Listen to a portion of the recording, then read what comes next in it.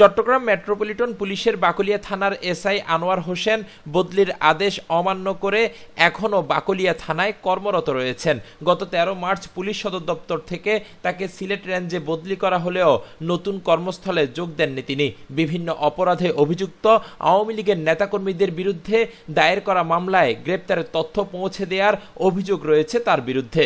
দীর্ঘদিন ধরে সিএমপির বিভিন্ন থানায় কর্মরত থাকাকালীন ফ্যাসিস্ট আওয়ামী লীগের দোসরদের কথা মতো ভিন্ন মতের রাজনৈতিক নেতাকর্মীদের হয়রানির অভিযোগ রয়েছে এসআই আনোয়ারের বিরুদ্ধে।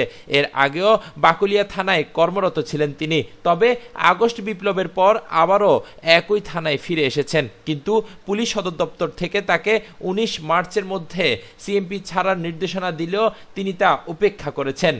অভিযোগ উঠেছে বর্তমানে বাকলিয়া থানার সিভিল টিম পরিচালনা করেন এসআই আনোয়ার হোসেন। গত রমজান মাসে সিদ্দিক নামে এক যুবককে নগরের অ্যাক্সেস রোড থেকে তুলে নিয়ে তার ভাই বাপ্পির কাছ থেকে 4500 টাকা আদায় করেন আনোয়ার।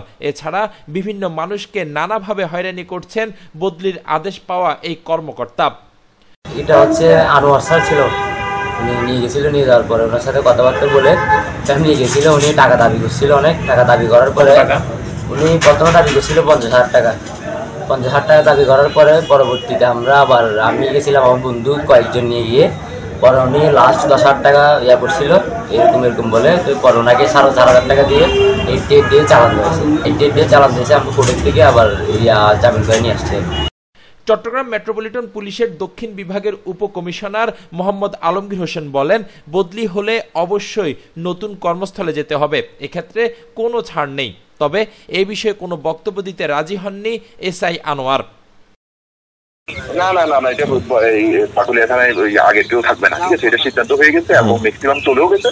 2-1 এখনো যাই নাই কি না এটা আমি খবর নিয়ে জানতে হবে, ঠিক আছে। আমরা কিন্তু বলেছি মানে ম্যাক্সিমামই চলে গেছে, 2-1 থাকলে সেটাও আমরা চলে যাইতে বলছি।